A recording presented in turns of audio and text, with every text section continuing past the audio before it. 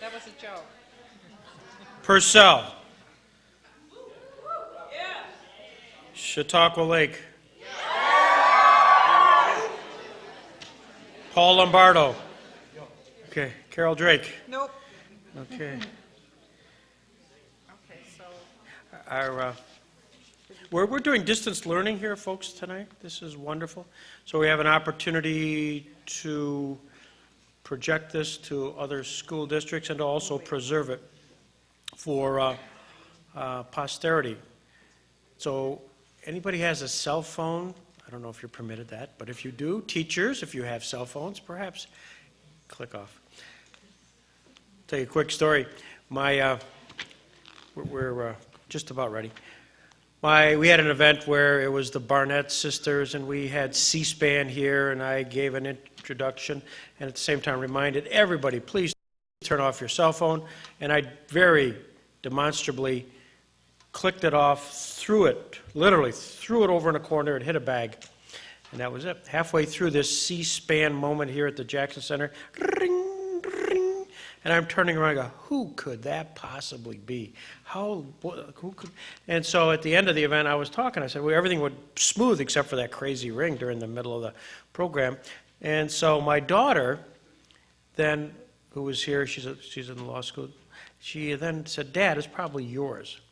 And so she managed to hit my number, and sure enough, over at the bag, ring, ring, and that was it. When I threw it over, somehow it had engaged, and I don't know how that all happened, but it did. Are we ready, Ed? Okay, we're on. Wow, welcome. My name is Greg Peterson. I am the president and one of the co-founders of the Robert Jackson Center. Robert Jackson was an individual who was from this area, and as an answer to the Jeopardy question, named the only man in the history of the United States to be Solicitor General, Attorney General, and a Justice of the United States Supreme Court. He was also the chief prosecutor of the Nuremberg trial, which was held 1945, 1946, and he was from here, from Frewsburg, from Jamestown. And what's interesting about Justice Jackson is he never went to college, never graduated from law school, yet was a voracious reader, writer, and would have just enjoyed so immensely this particular event today. And this today is the 8th annual Young Readers Program, which we have done here in conjunction with the New York State Bar Association Law, Youth, and Citizenship Program. This is also in conjunction with Black Women in American Culture and History Month. So it's very timely, the subject, and you're going to enjoy immensely the author who will be presenting to you. This doesn't happen without sponsors, the people who've really underwritten this and made it possible. The New York Bar Association Law, Youth, and Citizenship Program, Cummins Engine, Hope's Windows, the Chautauqua Region Community Foundation with its various funds supporting us, the Evans and Elfie's Restaurant, the law firm of Pheasant and Lawmer and D'Angelo, Lakeshore Savings Bank, the New York State Union Teachers Association, AA Vineyards, Cattaraugus County Bank, Bajota Farmland Foods, and the Comfort Inn of Jamestown. The two individuals who are responsible behind the scenes in making this happen are Anita Sanctuary and Paul Lombardo. Last night we had a chance to recognize winners of essay contests who were part of a statewide program on the subject dealing with Claudette Colvin, Twice Toward Justice. And I'll just read those winners, and if any of them are with us this afternoon, if they just sort of rise and we can give them applause, because I'm not sure who is still here. But here are the winners. Angela Tesmer from Ripley, Michaela Martin from Chautauqua Lake, Claudia Grotto from Sherman, Hannah Murdoch from Sherman, Shatiana Martin from the Job Corps, John Tesmer from Ripley, Aaron Swan from Ripley, Elisa Kasky from Cassadaga, Jordan Guziak from Cassadaga, Braylon Peterkin from Rochester, Harley Anderson from Casadega. Is Harley here? No. By the way, Braylon Peterkin was third place overall in the state from Rochester. Harley was second overall from Casadega. And our first winner, and she was downstairs, I don't know if she's still with us, but Evangeline Gallimore from Wyandotte, New York, the Milton Olive School. And for all those people, if you could give them a big applause.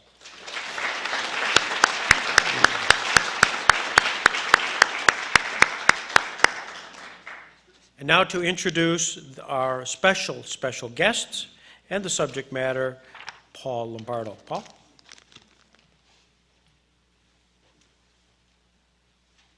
Thank you. Good afternoon. As Mr. Peterson said, my name is Paul Lombardo, and I am a volunteer at the Robert H. Jackson Center and a member of the Center's Education Committee. Today, on behalf of the Robert H. Jackson Center, the Board of Directors, Mr. Greg Peterson, the founder of the Center, Carol Drake, and all the staff and volunteers at the Jackson Center, the Education Committee, the Chautauqua County Arts Council, the Reginald A. Civic Center, Eileen Garish, and the New York State Bar Association's Law, Youth, and Citizenship Department, Lisa Wolski and her staff at BOCES, Ed Tomasini, Mike Baba, Chris Mason, and all the technical staff involved with this program, and Mrs. Anita Sanctuary, the heart and soul behind the Author Series program, who unfortunately took ill last night and is not able to be here today.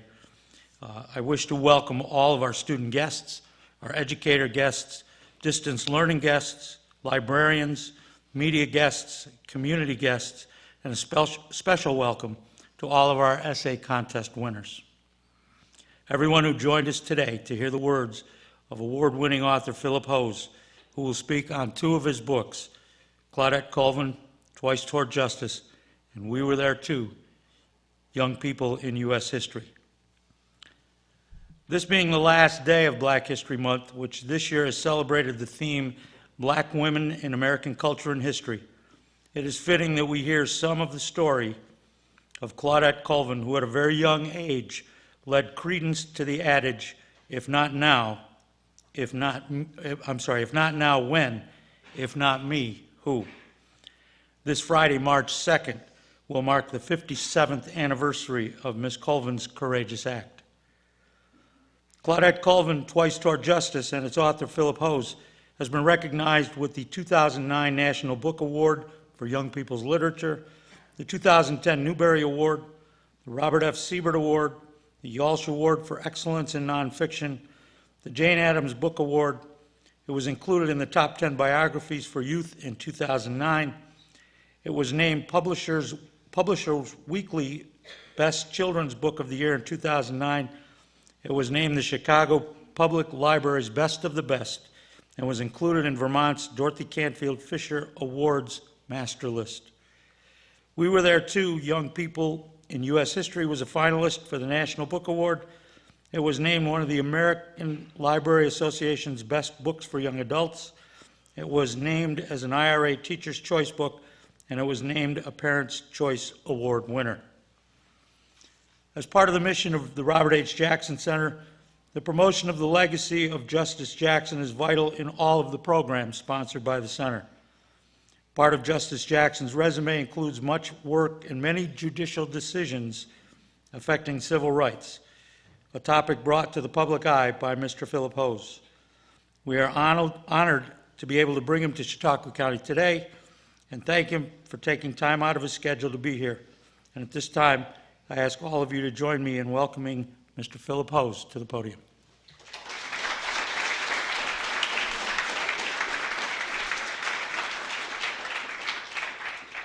Well, thank you very much, Paul. I don't have anything better to do than be with you, so this isn't taking time out of my busy schedule, actually. This is the best, most important work I get to do is be with you guys. But one thing I have to figure out from the very beginning, who are those people? And can they see me? Wave if you can see me. Look at that, they can. Well, so you guys are distance learners?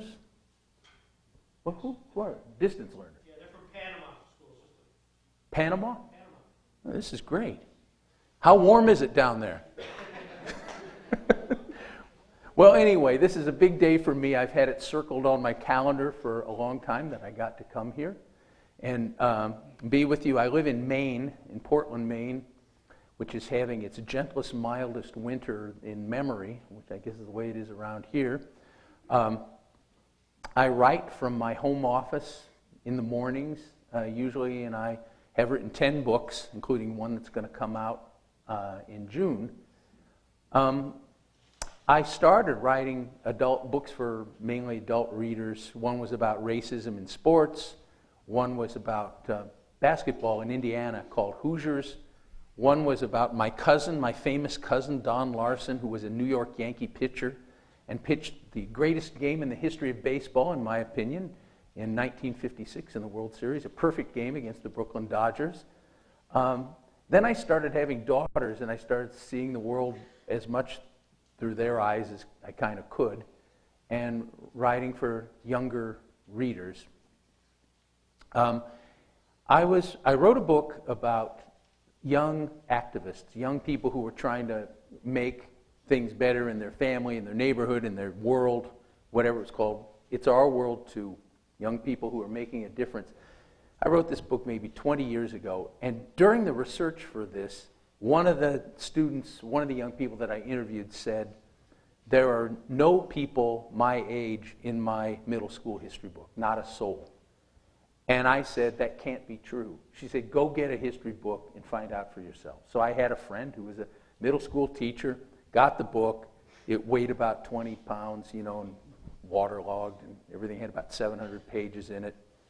And I read it, cover to cover, and she was almost right. There were two young people in it, Sacagawea and Pocahontas. They were Native American teens who guided white explorers, and the explorers kept diaries, Captain John Smith and Lewis and Clark, so they got immortalized in U.S. history. If these guys hadn't kept the diaries, no one would ever have heard of these two young women. So I called this young person back who had told me to read the history book. Her name was Sarah Rosen. And I said, Sarah, you're right, or you're almost right. How does that make you feel? And she says, I feel awful. I feel like I'm invisible. I feel like I won't even be real until I'm about 20 or 21. No one my age in history. And it just really got to me, I thought, that'd be a terrible way to feel. So I spent the next 6 years writing a book of and for young people. It's called We Were There Too, Young People in U.S. History. And doing all this research and all this writing made me realize that our national story would be completely different if it weren't for the contributions the people your age made.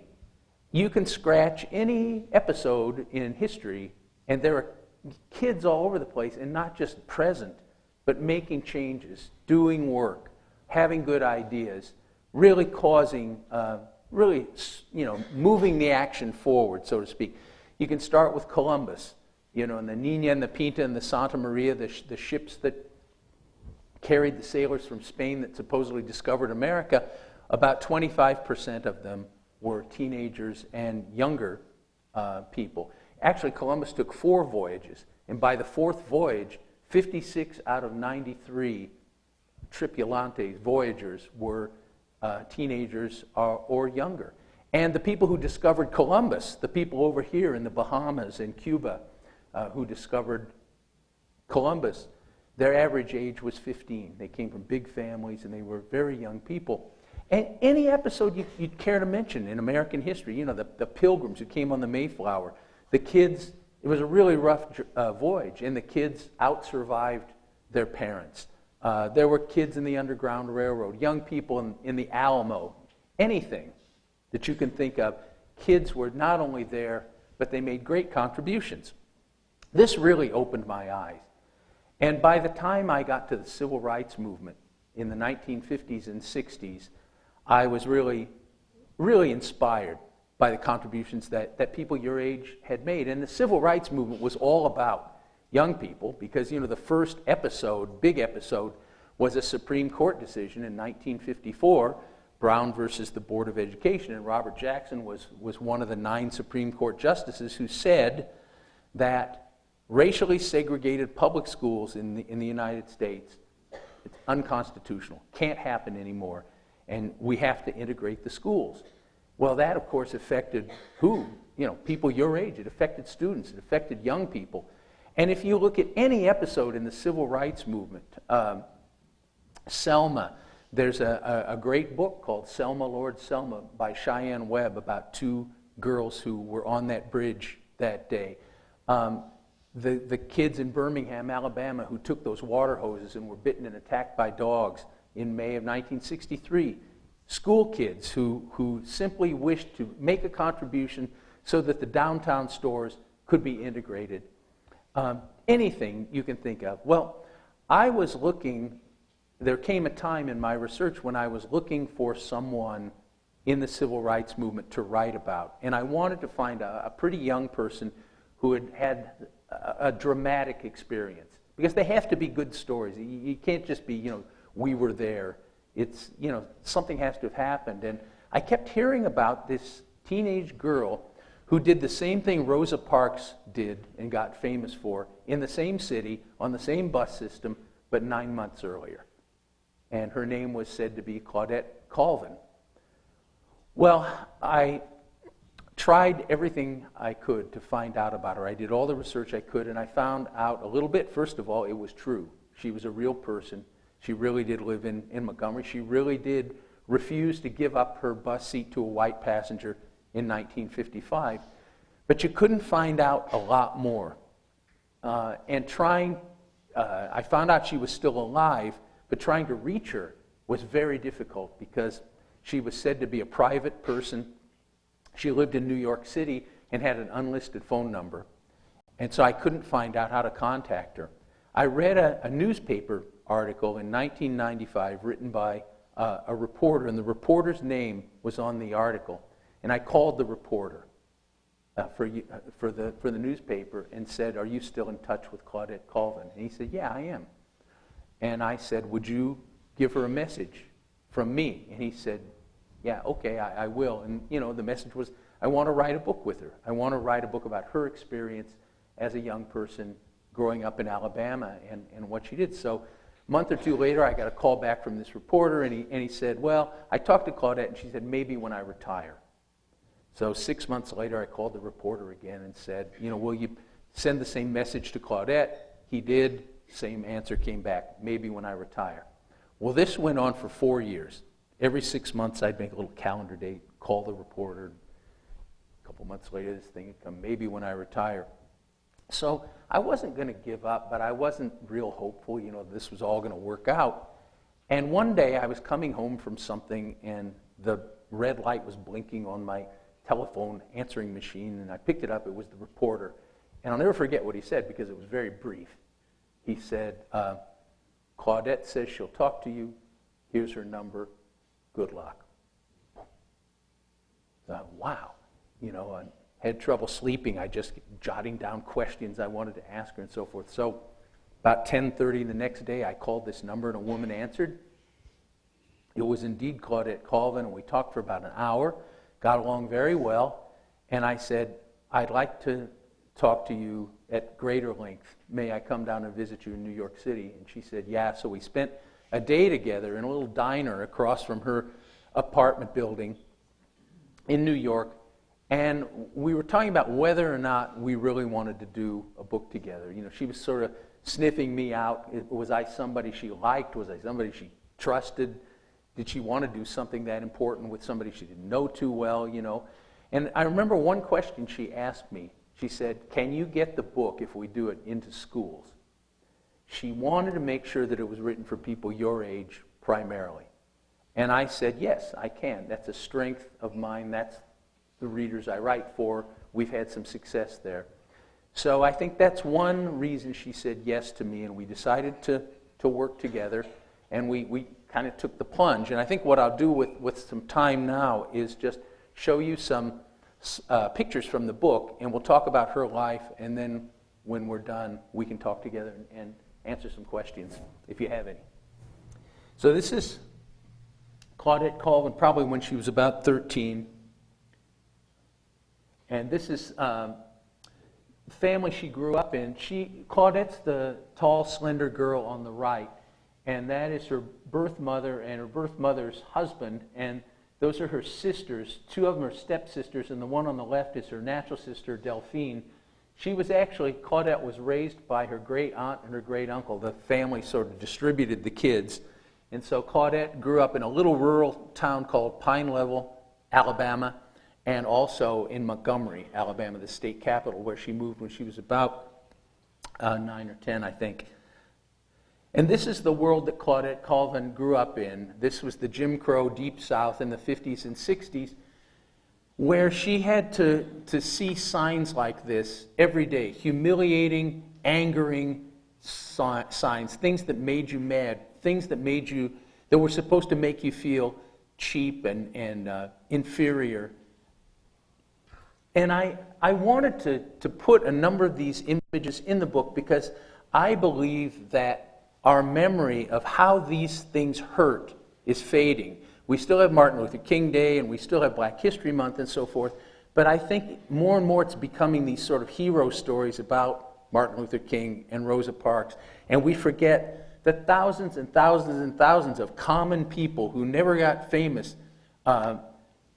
worked together to accomplish what happened in the Civil Rights Movement, and also they did so because of the pain and humiliation and anger that they felt. I mean, the whole Jim Crow system was just there to make African Americans feel inferior and to make them feel like they should be doing work for whites.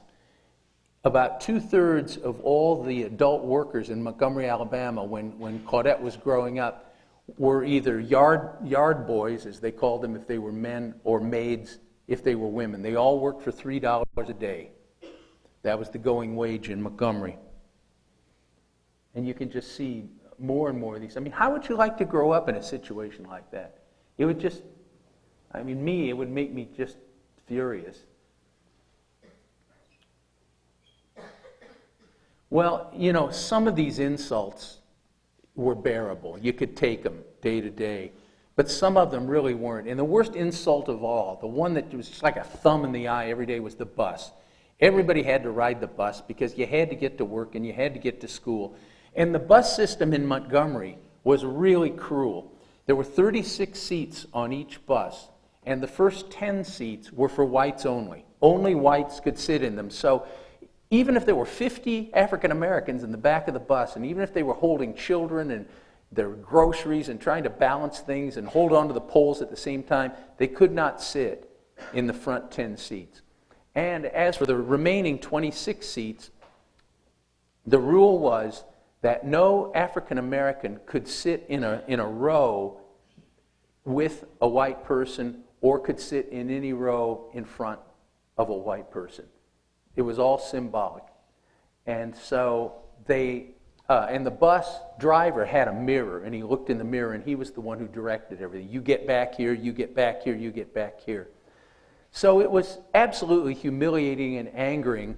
And some people over the years fought back, or they tried to fight back. They refused to give up their seats when the driver told them to. Always cops got on the bus, arrested them, took them downtown, and threatened them with jail. They would pay a fine and go home and lick their wounds, suffer the humiliation. But, oops, how did I do that? This is a picture of Claudette Colvin when she was about 11 or 12. She says she was a very smart girl, a very intelligent girl who hated segregation, but really didn't know what to do about it, didn't know how to turn her hatred into action. She thought her parents, she thought the adults in her life were weak. She would get on them all the time because they'd come home and complain about the way they were treated. Her mom was a maid, her dad was a yard boy, and they'd complain, but as she said, they wouldn't do anything about it. She was just absolutely frustrated and all bottled up inside, didn't know what to do, until one of her classmates was arrested for raping a white woman, a charge that he later denied, and jailed, put into jail. And the police added 5 other rape charges to this boy's criminal record. They just piled on every crime they could think of. His name was Jeremiah Reeves, and he was put in an adult prison even though he was a teenager. And Claudette raised money for him with bake sales and so forth, and would pass the hat and would take any money that she could raise down to Jeremiah's parents, who lived in the same neighborhood as she did, in order to raise enough money to hire a lawyer to try to defend Jeremiah Reeves. And that was the first thing Claudette ever did. She said that the arrest of Jeremiah Reeves and the way he was treated changed her life, was the pivot point in her life. And I'll tell you, I'll just jump ahead of the story a little bit, that they kept Jeremiah Reeves in jail until he was 21, and then they electrocuted him, put him in the electric chair and killed him for that. And it absolutely stunned Claudette and many people in the black community in Montgomery. Claudette continued to sort of grow and develop. The picture on the right is of the third person is Linda Brown. And Brown versus the Board of Education of Topeka was the famous lawsuit in 1954 that said that blacks and whites had to study together eventually in public schools. And that got all the Claudette, of course, went to an all-black school, and that got everybody thinking, would you really want to go to school with a white person? People who have treated you so badly? Most of Claudette's classmates said no, they wouldn't, but Claudette herself thought differently. She said that if she went with white kids, she'd probably get a better education, there'd be better books, better facilities. As she put it, I want to go out and greet the world. And her ambition was to be a lawyer. The woman on the left, in the left-hand photo, is Geraldine Nesbitt, and that was Claudette's English teacher. And all through February of 1955, they had a Black History Month, and Geraldine Nesbitt taught those students about the great accomplishments that Africans had made and African Americans had made, and gave Claudette reason to be proud of being black. It completely changed her attitude about herself. So she was ready. Claudette was smart, she was angry, she was at last well informed about her own race and their history. And so on March the 2nd, 1955, Claudette came home from school, got on the bus, sat in a row about halfway back with 3 other African American schoolgirls, and the bus took off and started filling up, stopping and filling up with whites in the department store area. And so the first 10 seats were taken very quickly, and then whites began to come back toward where Claudette was. Finally, a white woman stood in the aisle in between Claudette's people. There were 2 blacks here, 2 blacks here. White woman stands in the middle. The driver looks up in the mirror and says, "Hey, get up. I need those seats." 3 of them got up, went to the back of the bus, which was jammed, and Claudette didn't. She just couldn't. This time she just had enough. And later she said, "Why didn't I do it?" She said, "History glued me, stuck me to my seat. I felt the hand of Harriet Tubman on one shoulder pushing me down, and Sojourner Truth on the other, pushing me down and shoved me in my seat, and I couldn't get up." 2 policemen boarded the bus.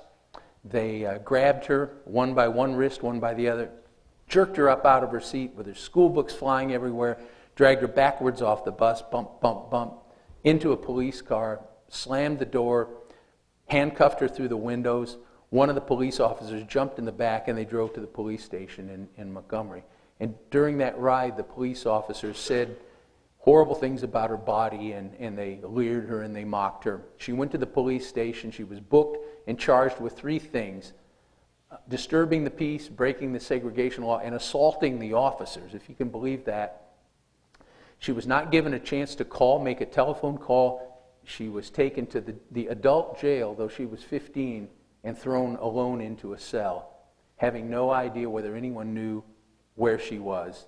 She was, you can imagine how you'd feel, deeply, deeply upset. Her mom and her pastor showed up a few hours later. They found her and bailed her out, took her home, and she went back to her neighborhood. In her neighborhood, while they were grateful that she had been released and had come home, everyone was worried that the Ku Klux Klan would come that night and try to set fire to their neighborhoods or assault them. And so everyone stayed up with a shotgun that night in Claudette's neighborhood.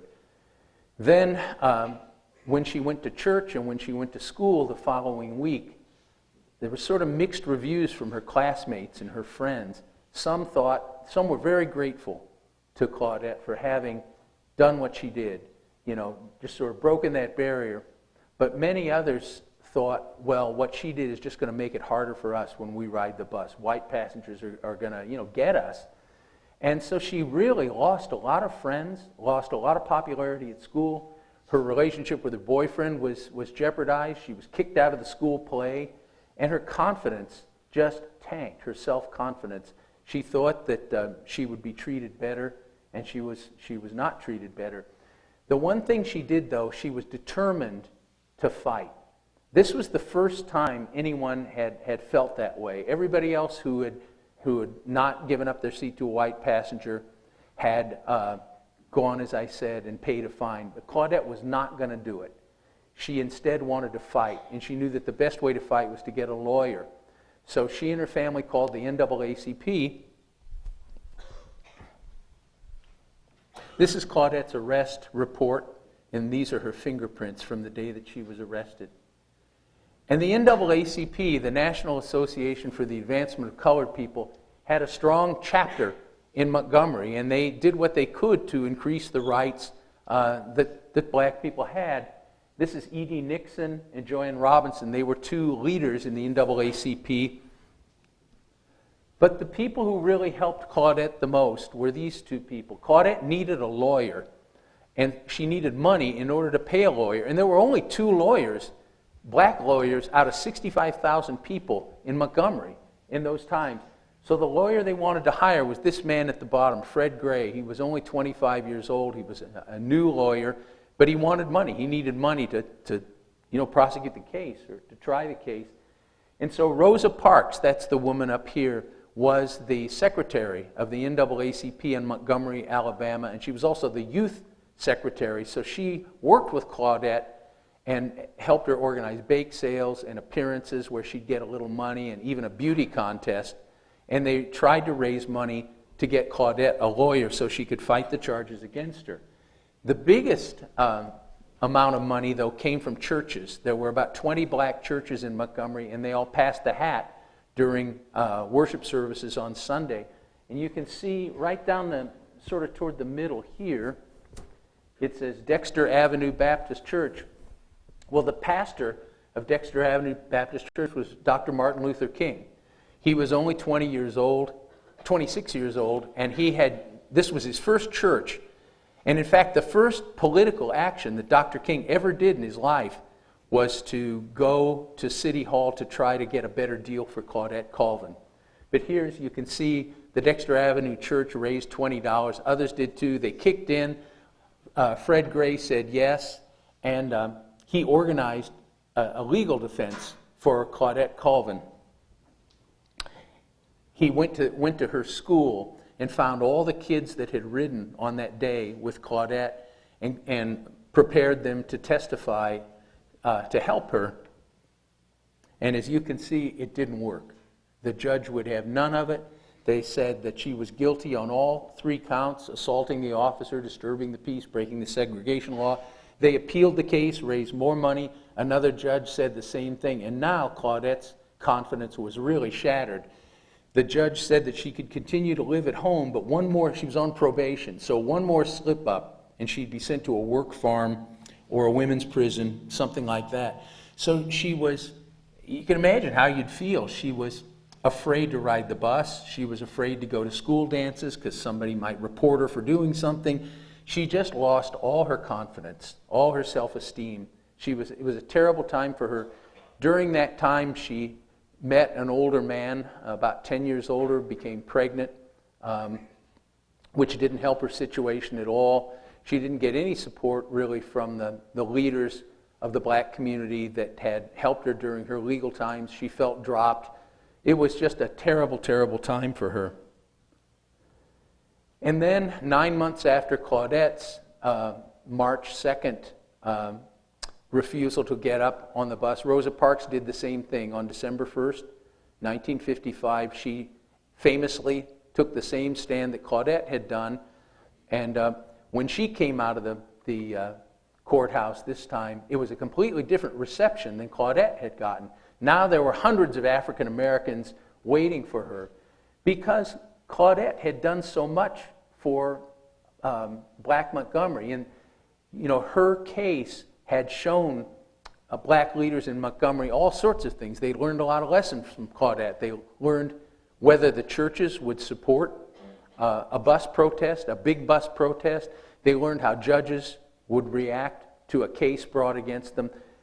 They had a lot of time to kind of plan and prepare.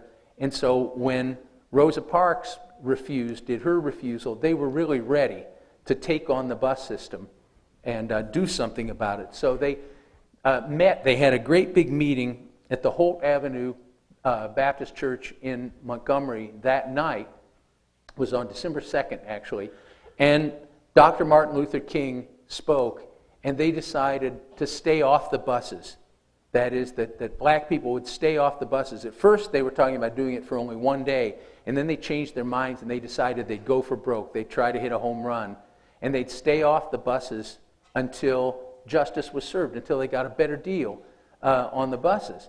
They formed a new organization, the Montgomery Improvement Association, they called it, and they made Dr. King the president of the organization. And every week, people would meet to talk about the experiences of not riding on the bus. Well, it was a powerful thing to do because 75% of all the riders in Montgomery were African Americans. So if 75% of your ridership stays home, you're going to lose money if you're the bus company. And another thing that it meant, though, was people still had to go to school and they still had to go to work. So they had to organize an alternative transportation system to the bus system. So what they did was have everybody donate their cars, everybody who had cars, and there weren't that many of them, at least at first, and they made pick-up points and drop-off points, and they just basically mimicked the bus system and made their own sort of bus system out of cars. And people started riding that way. And some people didn't want to ride anything, though. They wanted to protest the bus system by walking. They thought that was the strongest thing they could do, and here are some pictures of Montgomery people walking in 1956, early 1956. Dr. Martin Luther King was such a great fundraiser. He could raise so much money that he raised money and bought 18 station wagons and gave them to the churches to help with the transportation of bus protesters during that time. And did the bus company give up? And did the white city leaders of Montgomery give up just because this was happening? No. They had way too much at stake. The whole Southern way of life was at stake, and they weren't going to give up at all. And instead of giving up, they cracked down on blacks even harder and harder. And here are some policemen looking at one of the drop-off stations downtown, and there were bombs thrown. Dr. King's house was bombed, and Joanne Robinson's house was bombed. And it was a very terrifying atmosphere. And when all this stuff was going on, about 3 or 4 months into the boycott, a group of lawyers, including Fred Gray, decided we need to do something else besides just walk and not ride the buses, because we're going to fail eventually if we don't think of something else to do. And he wanted to sue the city of Montgomery and to sue the state of Alabama, saying that it's unconstitutional to separate the races on a public facility like a bus. And he thought, he was tired of defending people like Claudette and Rosa Parks one at a time. He thought it was going to take the whole black ridership of the town to do it. So he wanted to file a lawsuit in federal court saying that this was unconstitutional, a class action lawsuit where all the riders were represented. The trouble was he couldn't find anyone to put their name on the lawsuit as a plaintiff to say, I, so-and-so, represent the class of riders who are injured here. He tried and tried and tried, and nobody would put their name on the lawsuit, because to put your name on the lawsuit gets in the paper, everybody knows about it, and suddenly you have put everyone you know in danger. You know, your family, your neighbors, your friends. Your house could get bombed. Your parent could lose a job. You could get shot. It was an incredibly brave thing to do. He was getting nowhere, and finally he went to one person that he thought was brave enough to do it, and that was Claudette Colvin. At this time, she was 16 years old. It was 1956. She was 7 months pregnant. Fred Gray said, "Will you do this? Will you put your name on this lawsuit?" And she said, "Look at me. Who's going to pay any attention to me now? I'm 7 months pregnant." And Fred Gray said, "The hearing won't be until May and your baby will be born. Will you do it? Will you consider it?" And Claudette was really torn. On one hand, she was risking her own life, her baby's life, her neighborhood, life. On the other hand, as she put it, here was another chance to help my people. And she decided that she would do it. She decided yes. And she said yes. And so you can see in the paper, here's the announcement: 5 Negroes attacked segregation laws in federal court. Well, at that time there were 5 women. One of them dropped out because they pressured her husband with the loss of his job. And on May 11th, 1956, in a famous lawsuit, Browder versus Gale. Gale was the mayor of Montgomery. Tacky Gale was his name. And Browder was Aurelia Browder, who was the first of the 4 women in the alphabet, the B. So on May 11th, Claudette left her baby with her ma, put on her best dress, went down to federal court, which was an intimidating thing to do. 3 judges in black robes, the city attorney sniping questions at you, very aggressive, like a pit bull. Claudette sat in a box and listened to these questions and answered. And in the book I wrote, Claudette Colvin, Twice Toward Justice, you can see how she answered the questions. What the city's lawyer was trying to do was get Claudette to say that black people loved riding on a segregated bus. They enjoyed it. It was just great treatment. They were having a ball. But Martin Luther King had come in from Atlanta, and he was such a silver-tongued speaker that he had stirred everybody up, and it was all Dr. King's fault. And if he would just go away, everybody could go back to being happy again. And Claudette would have none of that. And if you read her testimony, she could say it was us. It was we, us, not anybody from the outside that did this. So, the hearing took all day. She testified. This is another of the 4 women who were brave enough to do it. The girl at the bottom, Mary Louise Smith, she was 19 at the time. And when it was over, when the testimony was over, the 3 robed judges went back into their chambers and sat there in silence for a minute, and then they turned to this guy, Frank Johnson, who was the youngest of the 3 judges, and said, "You go first. What do you think?" And Frank Johnson said, "I think that segregating by race, segregating bus riders on a public bus is unconstitutional." Whoa, the other 2, their eyebrows raised. This was Alabama. And so they went to the second judge. "Well, what do you think?" His name was Rivas, I think. And he said, "I agree." And that's all they had to have, was 2 out of the 3. So those 2 judges caused a huge revolution in the South. They said it was unconstitutional to segregate on the buses. So about a month later, their decision came down. It went to Tacky Gale, the mayor, that you've got to integrate the buses. And he was shocked and stunned, and the white leaders were, and they said, we won't do it. We'll fight it all the way to the Supreme Court. And they did. They sent it all the way to the Supreme Court, and the Supreme Court just smacked it down like a tennis volley. They said, "We agree." So then Tacky Gale, the mayor, said, "Well, I'm not doing it, and I'm not going to integrate the buses until someone comes to my office with a court order." A month later, 2 federal marshals came up to him, handed him a court order. He read it, and he said, "Well, I guess the game is up. I've got to do it. I don't have any choice." So, late in December of 1956, here was the first racially integrated bus ride. And you'll see Dr. King seated next to a white newspaper reporter. But just because the law said that you had to integrate didn't mean that whites accepted it, or some blacks, for that matter.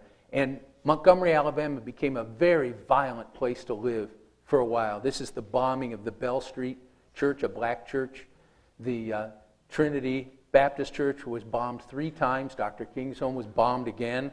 Somehow these people escaped.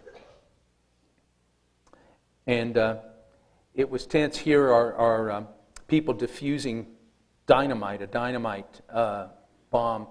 And as for Claudette, things just kept tanking for her. She was now famous in the city. She desperately needed money for her and her baby, and she kept getting fired. She'd work in a restaurant for a few days, and someone would come in and say, "You the bus girl," and that would be it. She changed her name from Colvin to Austin and tried to get work, and people would always recognize her. Finally, it was an agonizing decision. She left her baby with her great aunt and moved to New York City, where she had a stepsister, and found work and stayed in New York City, became a nurse's aide, got some education, and actually stayed there until she still lives there, and she worked until just 3 or 4 years ago. And the way it was for her, she was a very private person, very quiet, and she wasn't somebody who bragged about what she had done when she moved to New York. For one thing, she'd grown up in the South, and she was, used to not tooting her own horn about things like that because it was dangerous. And nobody would have ever known Claudette's story if it weren't for a newspaper reporter named Frank Sikora, who worked for the Birmingham News and in 1975 was assigned by his editor to write a 20th anniversary story about the Montgomery bus boycott. And he was going through some files, and he saw that picture that I showed you of the arrest report and fingerprints of Claudette Colvin, and it hit him. My gosh, there was somebody before Rosa Parks. There was that girl. And he found her address in the file, 622 Dixie Drive in Montgomery. He grabbed his coat. He drove down to Montgomery from Birmingham, knocked on the door, and a frail little lady answered the door, and it was the woman who had raised Claudette. And she gave him Claudette's New York telephone number and a photo of Claudette. And he called Claudette and got her to say a few things about what it had been like, when she was a kid and what she had done. And that first story kind of cracked open the door a little more and a little more and a little more, until by the time I contacted Claudette in probably 2008, there was something to go on. There had been a few magazine articles, there had been a chapter in a book, there was some stuff to go on for me to build on.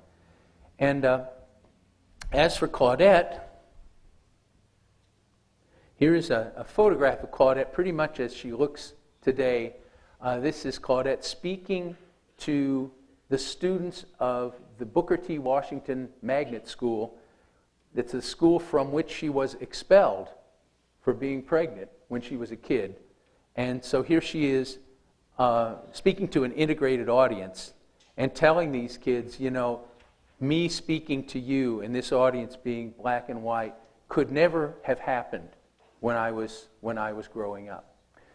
So I will stop there, and we can answer some questions if you have any, except I just would like to say that it's a great thing to know her, and it's a great thing to write about her. She's a wonderful person. She's as brave and strong now as she was then. I mean, you can see the girl in the woman, and she's funny too. She's a good friend to have around. So this has been a real joy for me to help her get her story out to more people, and I'd be glad to answer any questions that anybody has.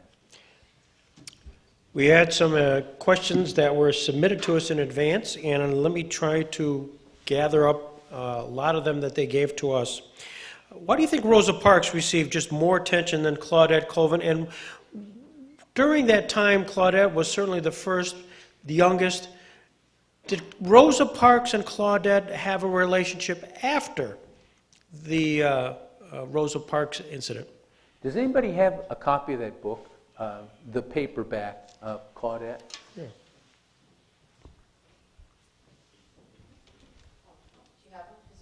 The paperback. Oh, thank you. I could really use that. Thanks a lot, Greg.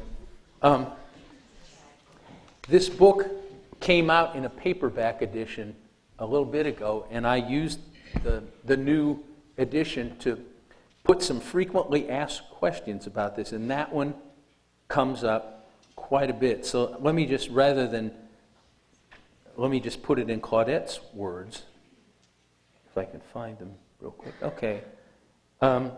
So the question is, did Rosa Parks ever try to contact you after you left Alabama? And this is what Claudette said. She called me once in the late 80s. She said she was giving a speech at Manhattan Community College, and she invited me to come hear her. She didn't make any conversation, just a blunt invitation. I thought it over for a while, but even if I'd wanted to go, Rosa didn't give me enough time to put in for a day off of work. I wasn't going to call in sick just to hear her speak. I thought she should have had more diplomacy, that she should have said more to me after all these years. I might have been interested if she was offering me a chance to tell my side of the story, but it was nothing like that at all. I don't know what she was thinking. I didn't know her mind.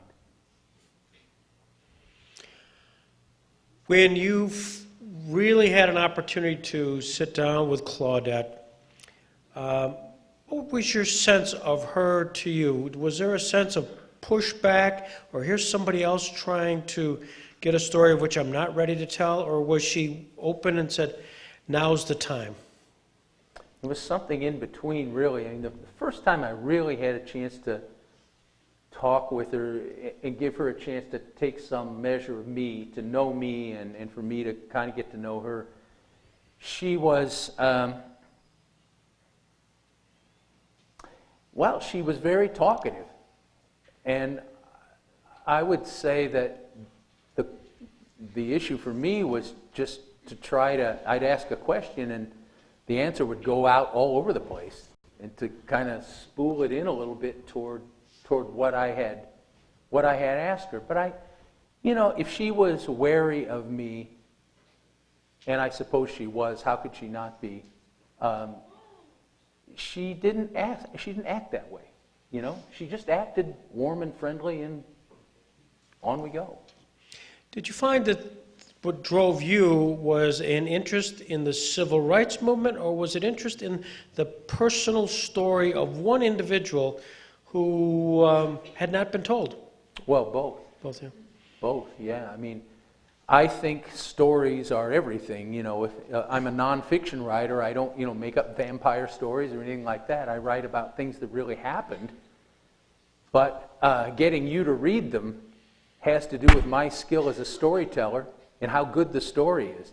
So I was looking for a story about an actual person who lived through the civil rights movement and was active in it, a story that was good enough to make you guys turn the next page. And a story like that is a story about relationships, feelings, strong people, danger, suspense, tension, all the same tools a writer uses in fiction, I wanted to use in nonfiction. And in Claudette, I thought I had found the perfect story. She risked her life, and yet she remembered what it felt like to be a teenager. That was the great thing about her, is that she still could tell me what it felt like to, when you went to school, what'd that feel like? And she'd say, well, I'd walk around the corner and people would say, it's my constitutional right, it's my constitutional right. I mean, she could remember that stuff. So from a nonfiction writer's point of view, she was just about the perfect informant. Perfect question here. Did you have to correct many mistakes in this book, since it is a nonfiction and pretty much had to be perfect? I did. Here's what I did. I wrote it and wrote it and wrote it and wrote it. And it is based on lots of interviews with Claudette. Long interviews, a lot of them over the phone. Sometimes I would go down to New York and see her when there were just too many questions to do in a phone call. But then, I of course had when I was kind of done, I had the question in my own mind, did I get it right? I mean, it's supposed to be nonfiction. So I went back down to New York and read the entire book to her and put a tape recorder on the table in between us. It took us a day, an afternoon, and then we took a break, and then the next morning we did it And every time Claudette objected to something I had written, the style of it wasn't right, or the tone of it wasn't right, or even the facts weren't right, she would stop me. And then we would have this conversation about what's wrong with this and how can I fix it, and, tell me more. I need to hear you tell me more in order to fix it. And then I would rewrite it, tell it to her again, and I think in that sense I did get it right, because she had a chance to hear it all and object to anything she didn't like. Follow-up question, not only did you work hard to get it right, what was it with regards to completion of her life? Was there anything that you sort of intentionally, or now that you look back, you left out and wished you hadn't? No, excuse me, no, because of the paperback version. When the hardcover came out, there were a couple things that I wished I had treated more fully, especially the modern life, the life after Montgomery. Mm-hmm. I wish I had gone into a little bit more detail there. But the chance to interview her at length in a new edition you fixed that for me at least. What is the legacy of the Montgomery bus movement? What is the legacy of the Montgomery bus movement? Well, it was the opening, chapter of resistance, really, in the civil rights movement. So I think part of the legacy is what happened in the civil rights movement after the Montgomery bus boycott, which was it emboldened African Americans to try to get their freedom and some measure of justice, and to cast off Jim Crow. So I think that's, a legacy. Of course, part of the legacy is just that blacks and whites could ride together on the bus, and the humiliation, the pain, just how stupid it all was, is not there anymore. Where do you rank this book in terms of the process you took and the quality of the product as you see it when compared to the other books you have written? I've written 10 books, and I think this one is, I hope it's at or near the top, because for one thing, I learned. With every book I wrote, I learned. I'm a better interviewer now than I was 10 or 15 years ago. And of course, interviewing is the bedrock of all this stuff. And I picked a subject that it could have worked out very differently. I took a risk that she wouldn't like me, or I'd get halfway through the project and she wouldn't like me.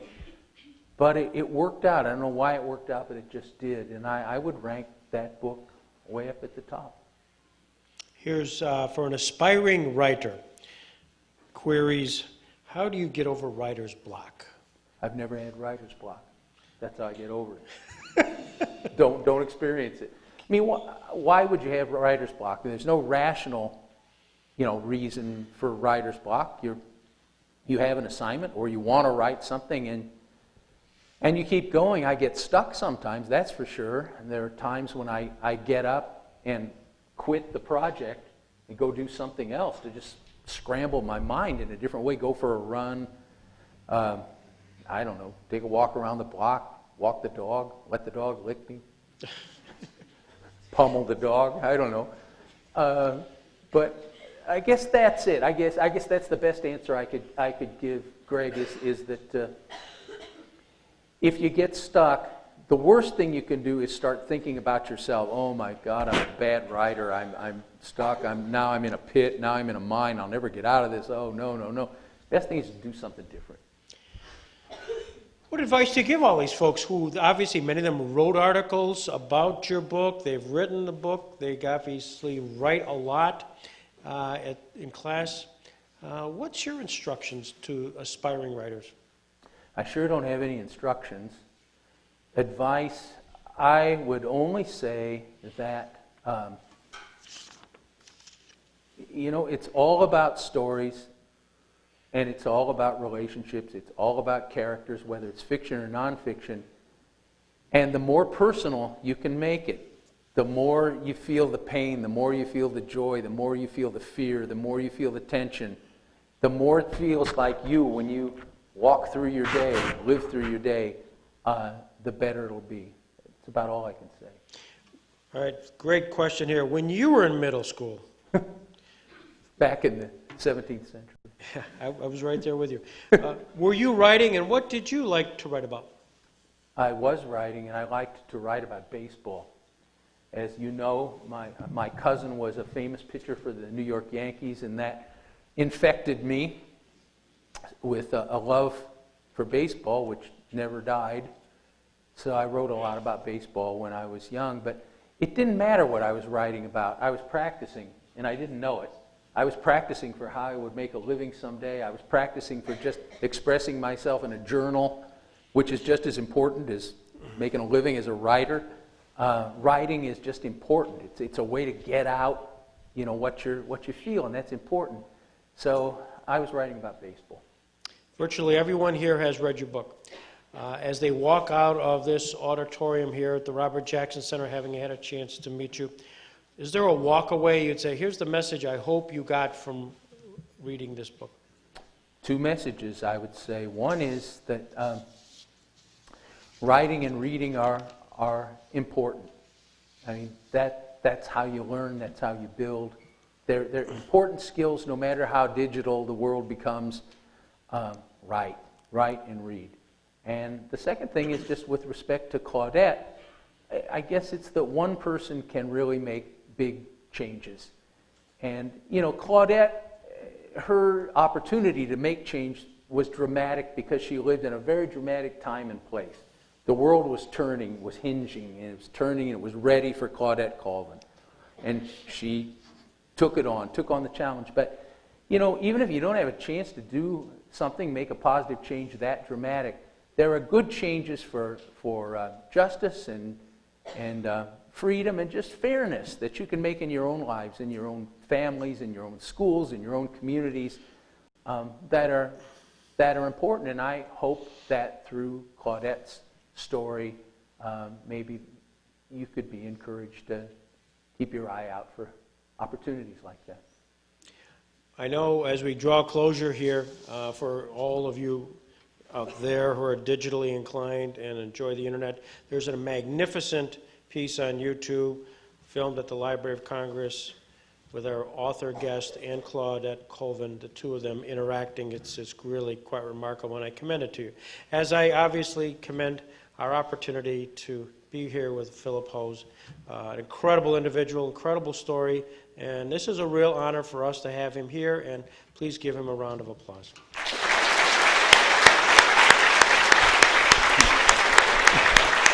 Thank you.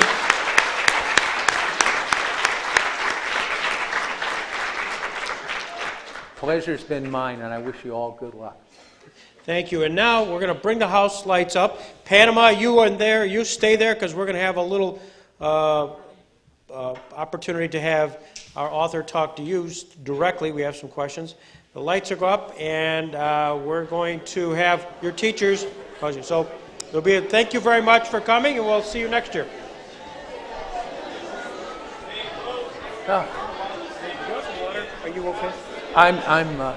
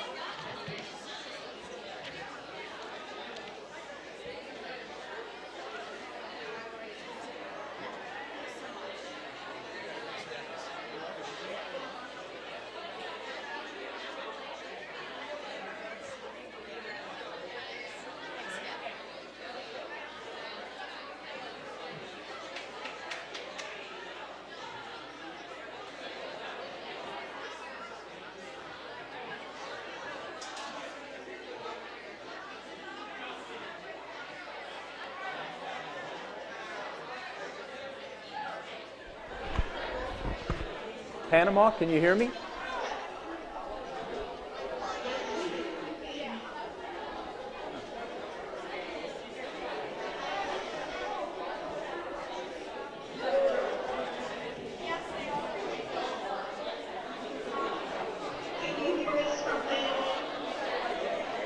Panama, how is it down there?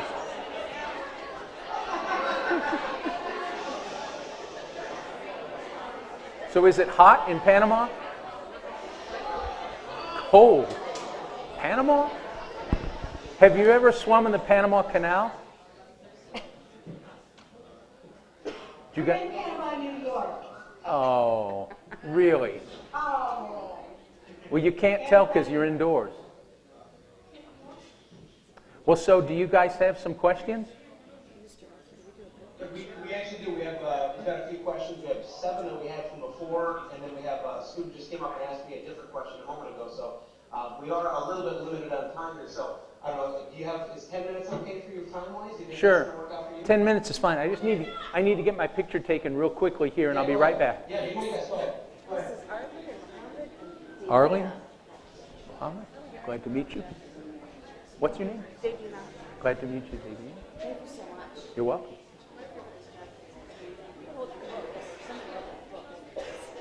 Let's read because he's got to take pictures.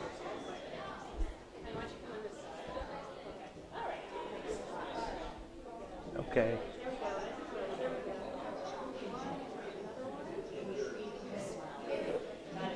Okay, thank you. Good luck, you guys. Thank you. Bye-bye. Is that it for pictures? All right, I'm ready.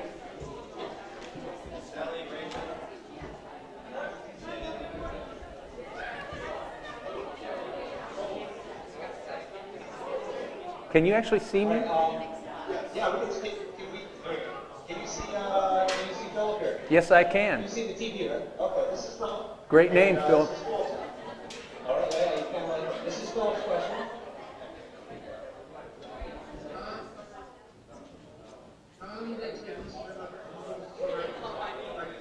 How long did it take to write the book? Yes, sir.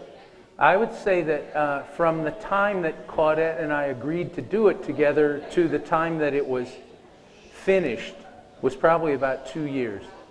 And then it took another maybe 6 to 8 months after that to get the book published. Okay, thank you very much. You're welcome. Here's another question. This is Madison. Hi, Madison. Madison, I can only see the top of your head. There you go. She's a little on the short side, but that's all right. We won't hold that against her. There you go. What were the similarities between Irish discrimination when they first came to America and African Americans? I heard it. I don't know if I can answer it.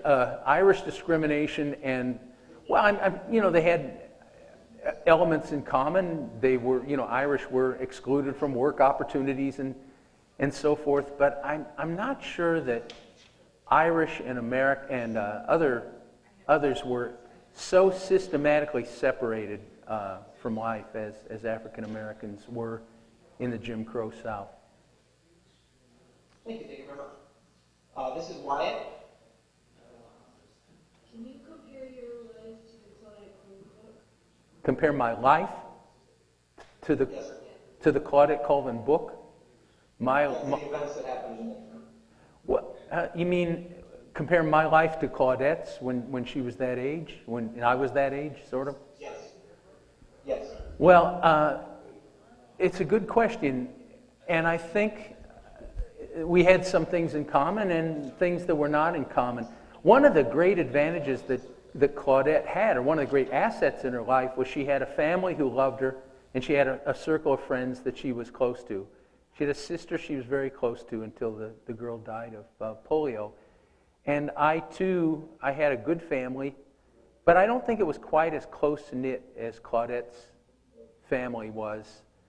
And, of course, I did not have to go through some of the garbage that she had to go through in the days of Jim Crow. My life was probably much easier than Claudette's was.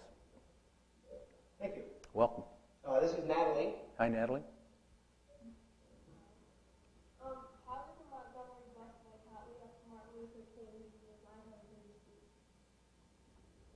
Well, I think Dr. King got a lot of confidence in Montgomery because it worked out well.